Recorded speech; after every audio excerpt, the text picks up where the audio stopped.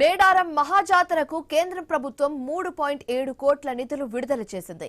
ఈ నెల 28 నుంచి 31వ మహాజాతర కోసం ఈ నిధులు ఖర్చు చేయనున్నారు. భక్తులకు శాశ్వత ప్రతిపాదనిక నిర్మాణాలకు అనుమతులతో కూడిన నిధులను కూడా కేంద్రం విడుదల చేసింది. ఇప్పటికే కేంద్ర పర్యాటక శాఖ ఆధ్వర్యంలో మేడారం చుట్టూ పక్కా ఉన్న ములుగు, లక్నవరం, తాడ్వాయ్, దామరవాయ్, మల్లూరు, భోగత జలపాతం ప్రాంతాల్లో పర్యాటకాన్ని ప్రోత్సహించడానికి గిరిజన సర్క్యూట్ పేరిట 80 కోట్లతో అభివృద్ధి పనులకు ఖర్చు చేస్తుంది.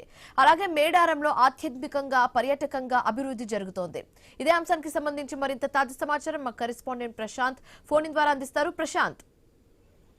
శివాని, తెలంగాణ మహాకుంభమేళా ఆసియా ఖండంలోనే అతిపెద్ద ఆదివాసీ గిరిజన మహాజాతర ప్రతి 2 ఏళ్లకు ఒకసారి మాఘశుద్ధ పౌర్ణమి రోజున జరిగే మేడారం సమ్మక్క సారలమ్మ మహాజాతరకు సుమారు 2 నుంచి 3 కోట్ల మంది భక్తులు హాజరవుతుంటారు. వారికి వచ్చేటువంటి భక్తులకు కనీస సౌకర్యాలు, మౌలిక సదుపాయాల కోసం కేంద్ర ప్రభుత్వం 3,70,00,000 రూపాయలను కేంద్ర ప్రభుత్వం విడుదల చేసింది. గతంలో కూడా ఆ కేంద్ర ప్రభుత్వము కేంద్ర పర్యాటక శాఖ మంత్రిగా ఉన్న కిషన్ రెడ్డి ఉన్న సమయంలో ఈ యొక్క నిధుల విడుదలకు సహాయం చేశాడు. దీంతో అయితే ప్రతి 2 ఏళ్లకోసారి జరిగే మహాజాతరకు కేంద్ర ప్రభుత్వం అటు పర్యాటక, ఆధ్యాత్మిక కేంద్రంగా అభివృద్ధి చేయడం కోసం అయితే ఈ నిధులు కేటాయిస్తున్నట్లు తెలుస్తుంది. ఈ నిధులకు సంబంధించి శాశ్వత ప్రతిపాదికన అభివృద్ధికి ఈ యొక్క దోహదపడేలాగా ఈ నిధులకు సంబంధించి ముందస్తుగా ఇచ్చిన డిపిఆర్లకు అనుగుణంగా ఈ యొక్క నిధులు విడుదల చేసినట్లు తెలుస్తుంది. అయితే ఈ రాష్ట్రంలో జరిగే అతిపెద్ద మహాజాతర కావడంతో ఇక్కడ నుంచి ప్రాతినిధ్యం వహిస్తున్న కేంద్ర మంత్రులు కిషన్ రెడ్డి, బండి సంజయ్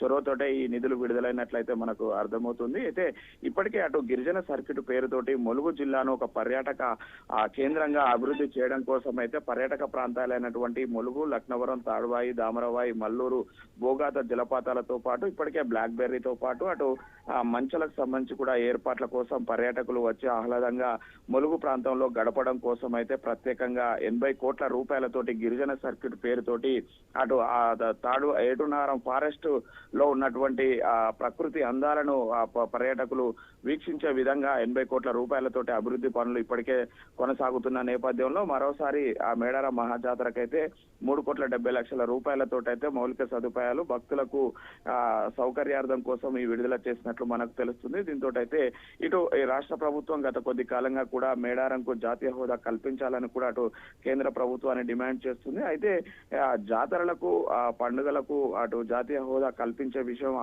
ఆ సమాలోచనలో ఉన్నట్లయితే మనకు తెలుస్తుంది. అయితే ఈసారి కేంద్ర ప్రభుత్వం సంబంధించి అధికారికంగా రాష్ట్ర ప్రభుత్వం అందరికీ ఆహ్వానాలు పంపింది. ఇటు రాష్ట్రపతిని కూడా స్వయంగా స్థానిక మంత్రి సీతక్క వెళ్లి అటు రాష్ట్రపతి ద్రౌపది ముర్మును కూడా ఆహ్వానించిన మనం చూసాము. ఈసారి గనక రాష్ట్రపతి గనక జాతరకు వచ్చినట్లయితే జాతీయ హోదా దక్కే అవకాశం కూడా ఉన్న నేపథ్యంలో దానికి అనుగుణంగానే కేంద్ర ప్రభుత్వం ఈ నిధులు విడుదల చేసినట్లు తెలుస్తుంది. Shivani. Right, thank you Prashanth.